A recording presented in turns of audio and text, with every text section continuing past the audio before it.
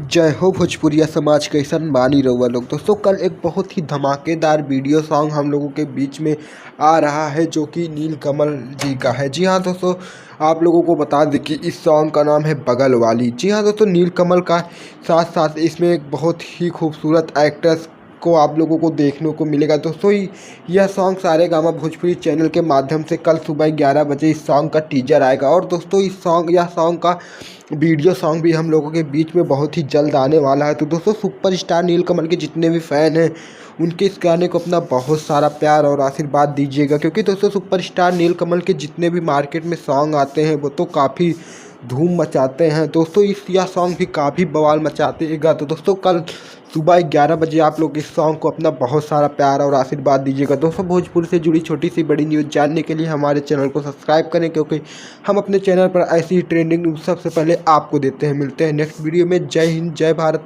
जय भोजपुरी समाज।